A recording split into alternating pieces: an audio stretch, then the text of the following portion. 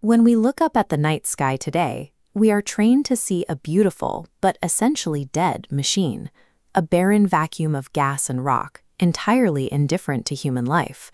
That physical disconnect is exactly how astrology lost its original weight in the modern mind. It was stripped down into either a rigid, deterministic fortune-telling trick or a shallow paragraph at the back of a magazine. But in esoteric practice, this system is not a financial roadmap, and it is certainly not a tool to predict what will happen to you on a random Tuesday.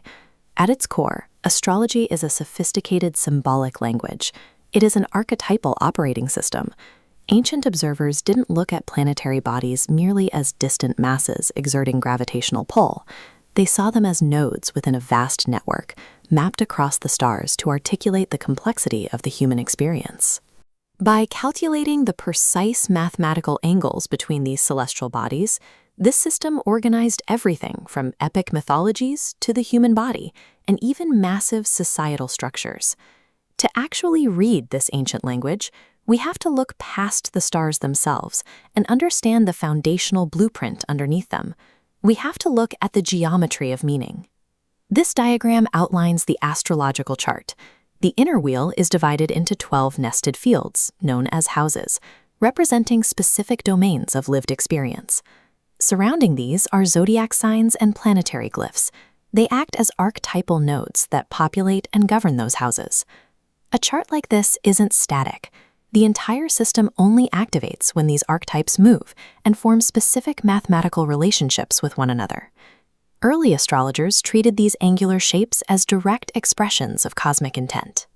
They used pure geometry to categorize these relationships, mapping the sky as a series of recurring archetypal interactions. While the houses provide the stage, it is the invisible geometry between the planets that operates as the true engine of human behavior. The most concentrated angle is the conjunction, occurring at 0 degrees, where two planetary archetypes occupy the exact same space on the wheel. Psychologically, this acts as a dense fusion of subjective energy, hyper-focusing a person's drive into one single area of their life. In stark contrast is the opposition. At a full 180 degrees, this represents the absolute geometry of polarity and spectrum. It externalizes internal conflict, manifesting as a push and pull, the necessary tension between self and other. Together, these form the primal extremes of the system, a total internal collapse of energy on one side and a total external projection on the other. Then there is the square, a 90-degree angle. Often dismissed in pop astrology as bad luck, the square is actually the architecture of tension. It provides the structural pressure required to force action and evolutionary friction. Without the pressure of the square, there is no momentum. It is the core catalyst that forces a narrative to actually move forward. The geometric counterforce to this pressure is the trine. Spanning 120 degrees, it represents the ultimate path of least resistance. The trine maps out unconscious talents and effortless harmonies. It shows the rhythmic flow created when archetypal energy encounters zero friction. Human experience requires both structures to function. A life without squares remains stagnant, while a life without trines collapses entirely under the unrelenting pressure. Pulling back from the individual shapes reveals the fully activated chart. It is a highly complex network of competing angles.